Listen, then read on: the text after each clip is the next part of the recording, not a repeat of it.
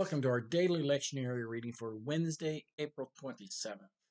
Today we've got Psalm 122, we've got Esther 9, 1 to 5, and we also in Esther 18 to 23, sorry. So we're two little sections. And then Luke 12, 4 to 12. Now Psalm 122, we're in day 2, so I will read this from the Message.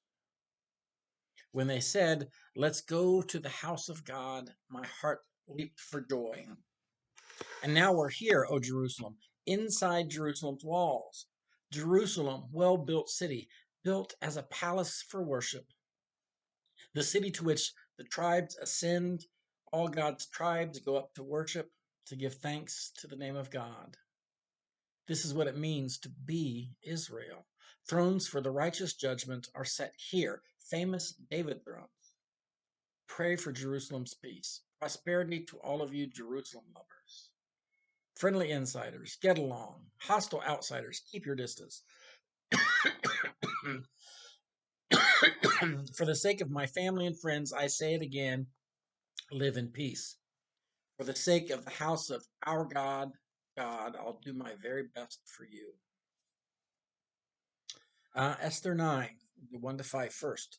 Now in the 12th month, which is the month of Adar, on the 13th day, when the king's command and edict were about to be executed, on the very day when the enemies of the Jews hoped to gain power over them, but which had been changed to a day when the Jews would gain power over their foes, the Jews gathered in their cities throughout all the provinces of King Ahasuerus to lay hands on those who had sought their ruin, and no one could withstand them, because the fear of them had fallen upon all peoples.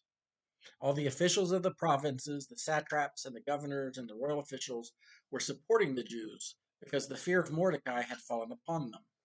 For Mordecai was powerful in the king's house, and his fame spread throughout all the provinces, as the man Mordecai grew more and more powerful. So the Jews struck down all their enemies with the sword, slaughtering and destroying them, and did as they pleased to those who hated them.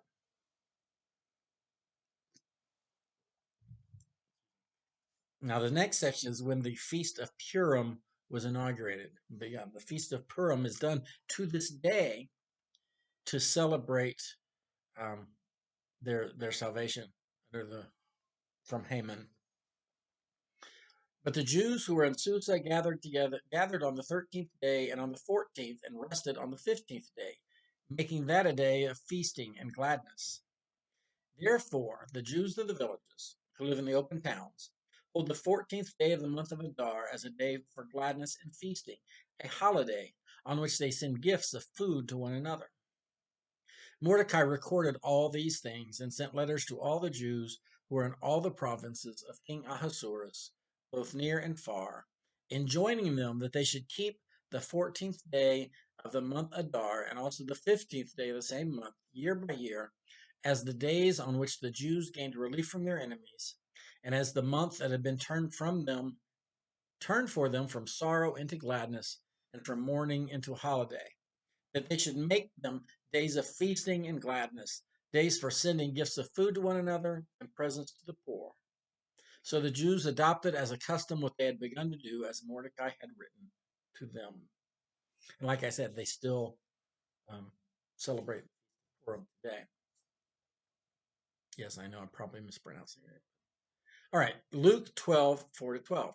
This is an exhortation to fearless confession, and they're urging them. I tell you, my friends, do not fear those who kill the body, and after that they can do nothing more. But I will warn you whom to fear. Fear him who, after he is killed, has the authority to cast into Gehenna. Yes, I tell you, fear him. Are not 5 sparrows sold for 2 pennies? Yet not one of them is forgotten in God's sight. But even the hairs of your head are all counted. Do not be afraid, you are of more value than many sparrows. A little sarcasm in there. You are more value than many sparrows, 5 or 6 at least. And I tell you, everyone who acknowledges me before others, the Son of Man will also acknowledge before the angels of God. But whoever denies me before others will be denied before the angels of God. And everyone who speaks a word against the Son of Man will be forgiven, but whoever blasphemes against the Holy Spirit will not be forgiven. When they bring you before the synagogues, the rulers, and the authorities, do not worry about how you are to defend yourselves or what you are to say, for the Holy Spirit will teach you at that very hour what you ought. And that's our lectionary reading for today.